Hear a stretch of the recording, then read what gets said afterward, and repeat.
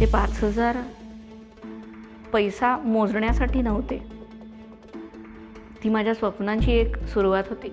त्या दिवशी ठरवलं होतं, त्या दिवशी पूर्णब्रह्मचं सीड इम्प्लांट झालं होतं डोक्यात. काय गं, एवढी 1.5 लाखाची नोकरी सोडून तू म्हणे आता वडापावची टपरी काढणार आहेस? ज्याचं जळतं त्याला कळतं, अशी परिस्थिती होती.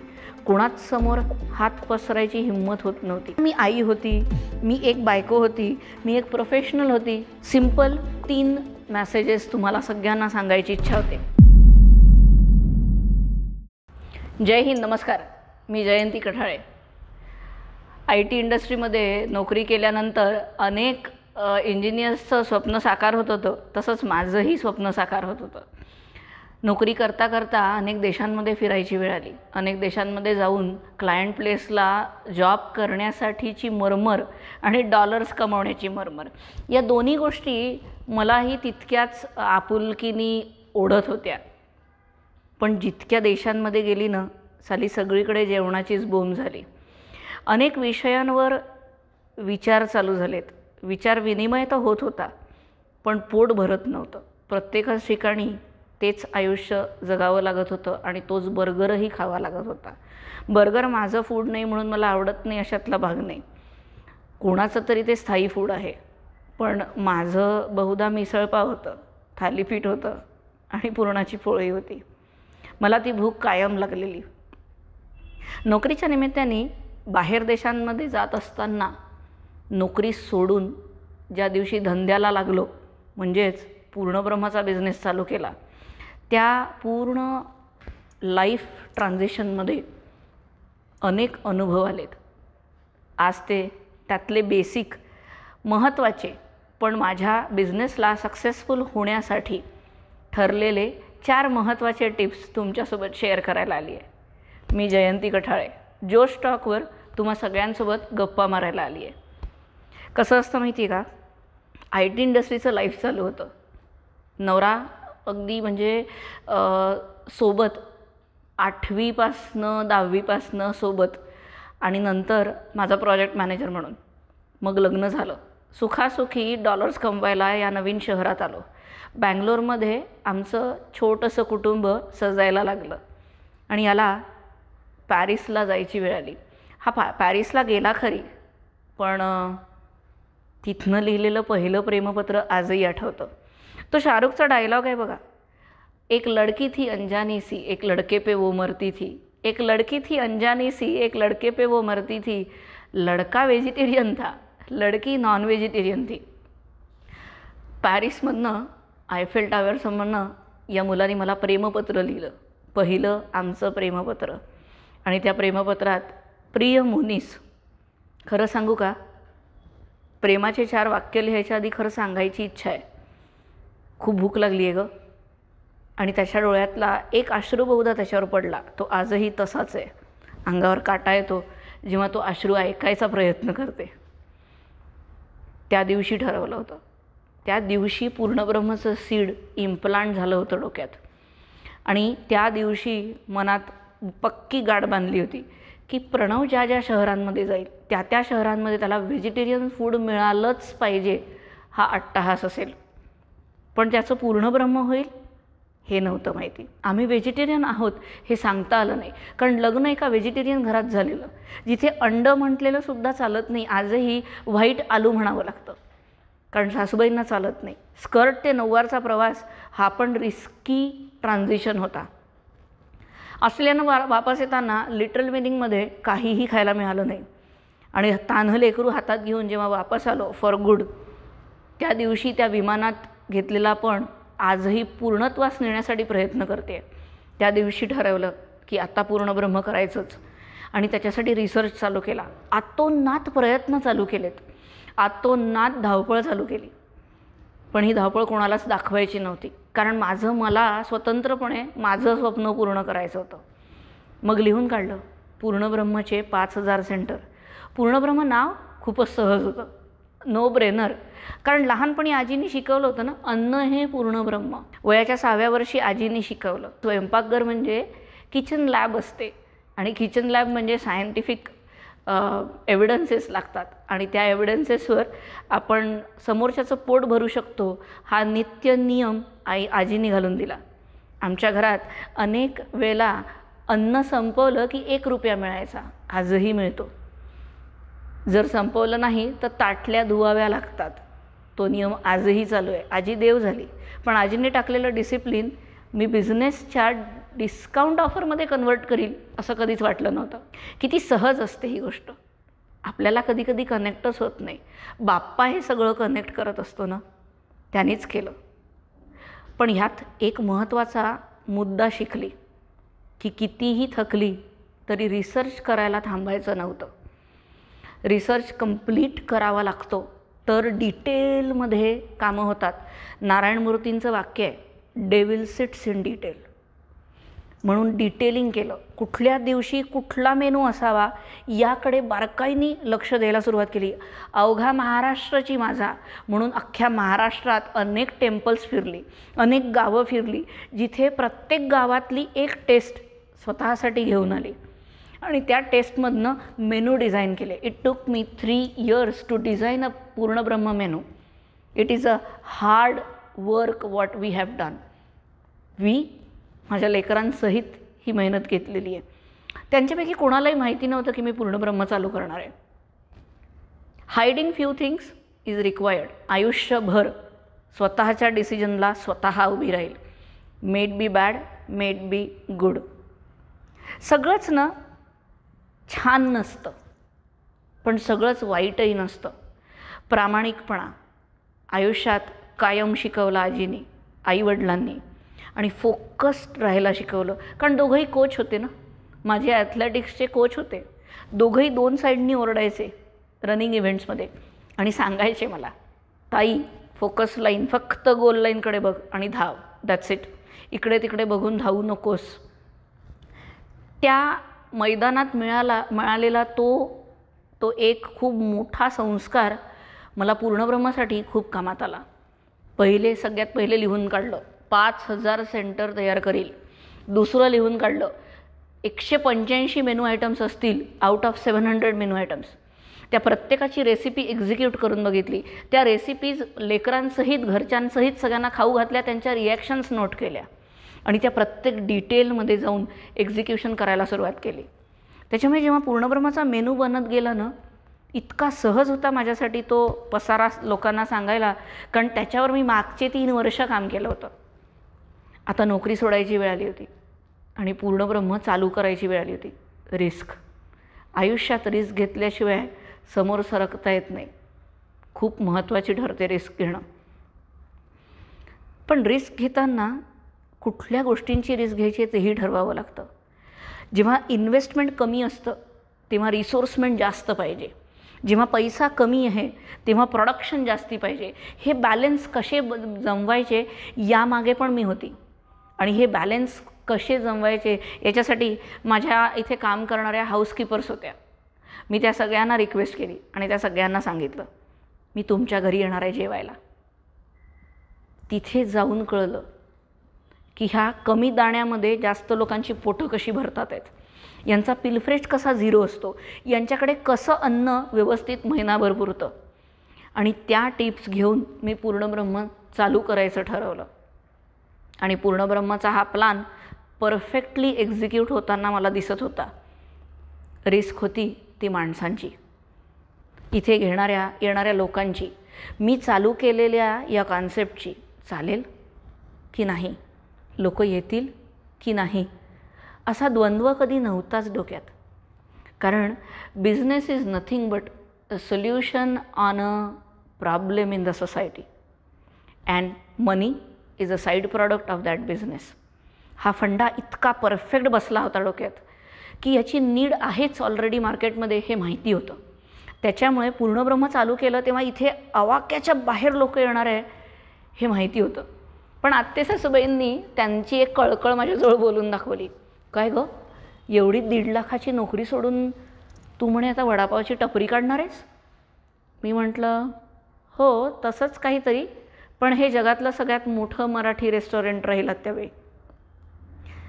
त्या ज्या दिवशी आल्या आणि त्यांनी जेव्हा पूर्णब्रह्मचं सगळ्यात मोठं स्वरूप बघितलं 5700 स्क्वेअर फीटचं, आणि त्यांनी आशीर्वाद दिला, पुरी तू जे काय करायला घेतलं आहे ते पूर्णत्वास जाव, हाच आशीर्वाद देते. पुरणपोळी खाल्ली, आत्याबाई आता देव झाल्यात, पण त्यांचा आशीर्वाद कायम सोबत राहील. इतक्या ठसक्यात सांगितलं होतं नागपुरात जाऊन. माझ्या पोरींनी माहिती आहे खूप मोठं मराठी रेस्टॉरंट काढलं आहे, आणि तो आशीर्वाद मला कायम ऐकू येतो.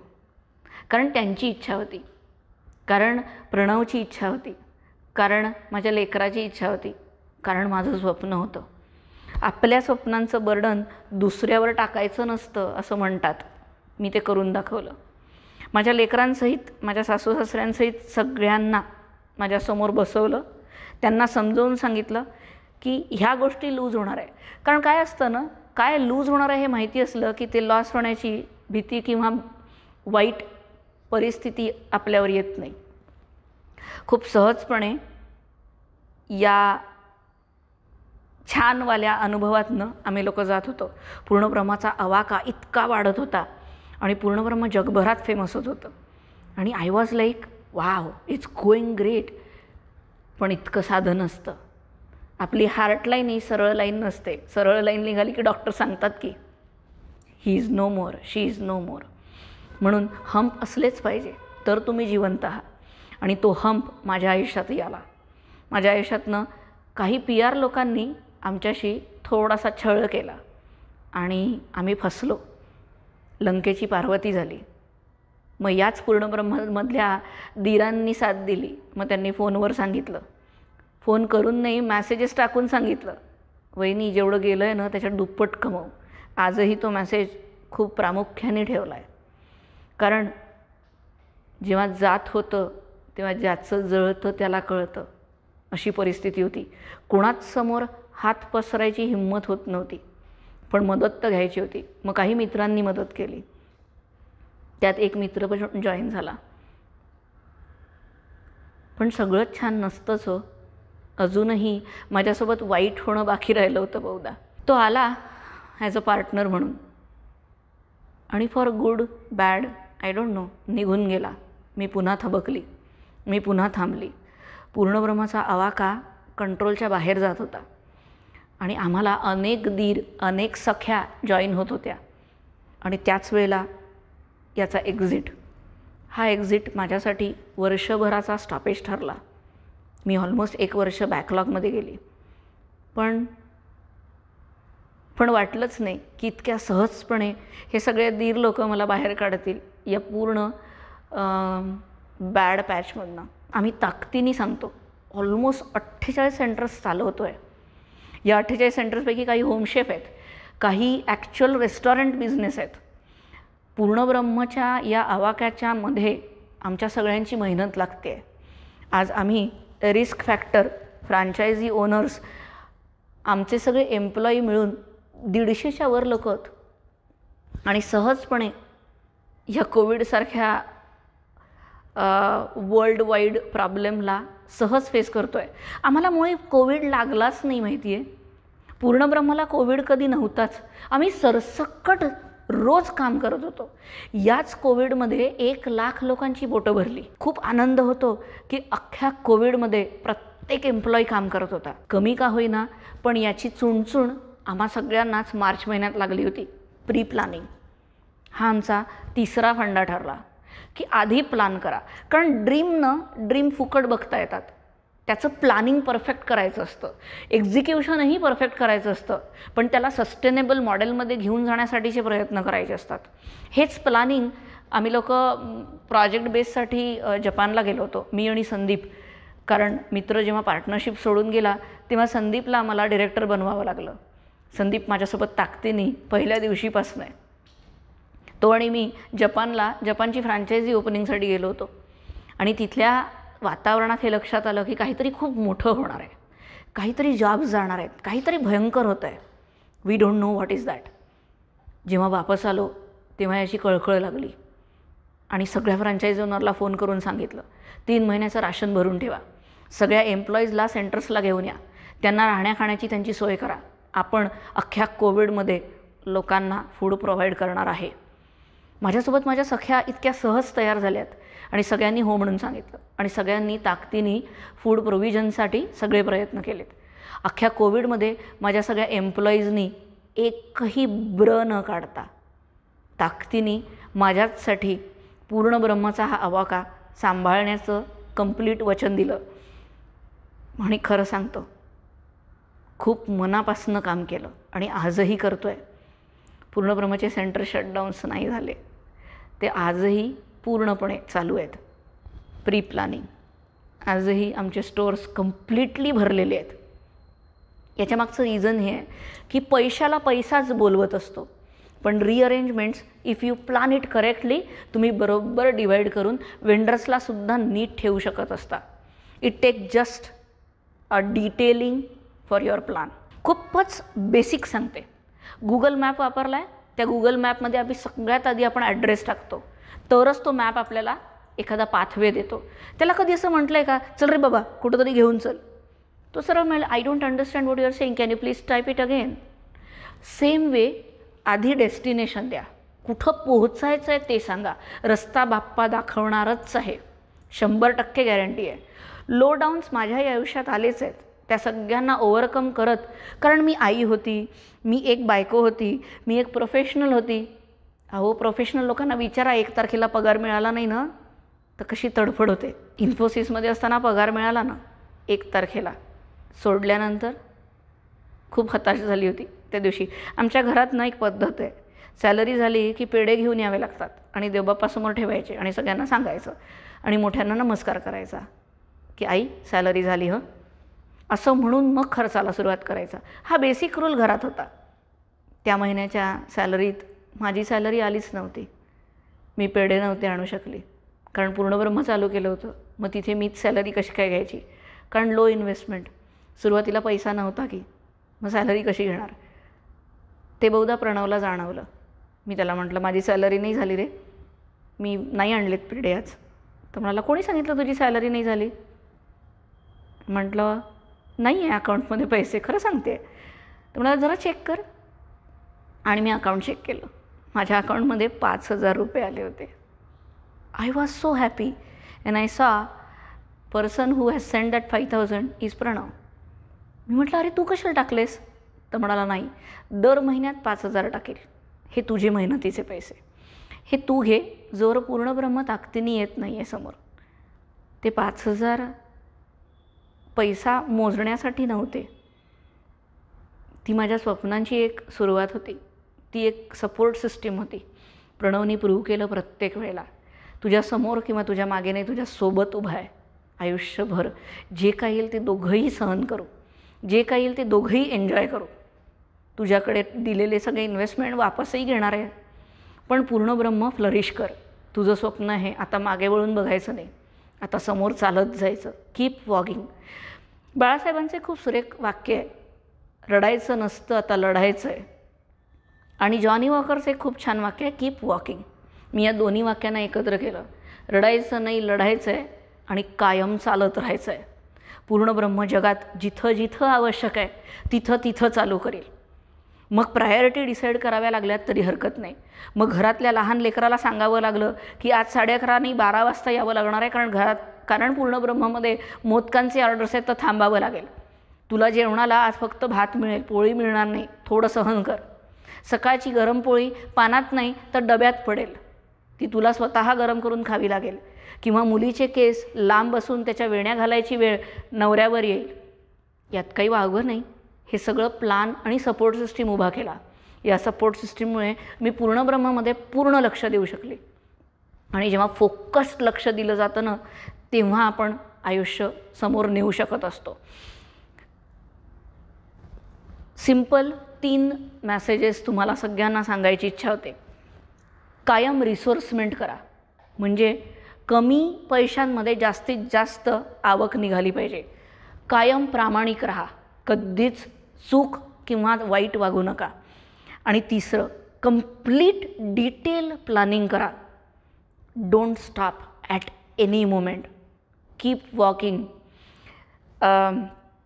आईने शिकवलेली एक म्हण सांगते, इतनी अच्छाई भर दो दुनिया में कि साला बुराई भी कतर जाए आने से. आणि वडिलांनी सांगितलेली एक म्हण सांगते, खुदी को कर बुलंद इतना की खुदा खुद बंदे से पूछे की बोल तेरी रजा क्या है. असं सर्वस्वी स्वतःचं ड्रीम ठेवा. स्वतःच्या ड्रीमसाठी आधी जगा. त्याचं ओझं दुसऱ्यावर कधी टाकू नका आणि ते पूर्णत्वास नेण्यासाठी नखशिखांत मदत करा स्वतःला. स्वतःची सपोर्ट सिस्टीम स्वतः बना. तर पूर्णब्रह्मसारखे ऑर्गनायझेशन्स उभे राहतात. आणि ह्याच्यात फक्त माझ्या एकटीची नाही, अनेक अनेक मनसुबे, अनेक मनं याच्यात आहेत. आमच्या पूर्णब्रह्ममध्ये अनेक डिस्काउंट ऑफर आहेत. आमच्या पूर्णब्रह्ममध्ये अनेक संस्कार आहेत. सकाळच्या अथर्वशीर्षापासून तर संध्याकाळच्या श्लोकांपर्यंत तर रामरक्षेपर्यंत आम्ही ह्या संस्कारांनी पूर्णब्रह्माला सजवलं आहे. इथे वॉटर थेरपी, म्युझिक थेरपीसारख्या थेरपीज होतात. इथे बालगोपालांसारखे बालगोपाल मेनू आहेत. इथे स्पाइस लेवल, आजी आजोबा spice level, Balgopal spice level आणि नॉर्मल स्पाइस लेवल अशा 3-4 स्पाइस लेवल आहेत. किती मजा असते ना ह्या सगळ्या संस्कारांना. जे मला वयाच्या 6व्या वर्षापासून मिळाले ते माझ्या बिझनेसचा एक अंग होत होते. हे बघताना पूर्णब्रह्म साकारत आहे हे दिसतं आहे आणि याची मेहनत ही कंटिन्यू चालू राहील. मी कधीच थकणार नाही, कारण मला थकायचा ऑप्शनच नाही आहे. I don't have a option to say I am on weekly off. Same goes with every dream. Please keep working, keep dreaming, keep executing and keep everything on the sustainable model. एवढेच एक 3-4 options तुम्हा सगळ्यांसाठी पण. Thanks a lot. धन्यवाद. हा video आपल्याला कसा वाटला हे आम्हाला कमेंट सेक्शनमध्ये कळवा आणि आपल्या मित्रांसोबत शेअर करायला विसरू नका.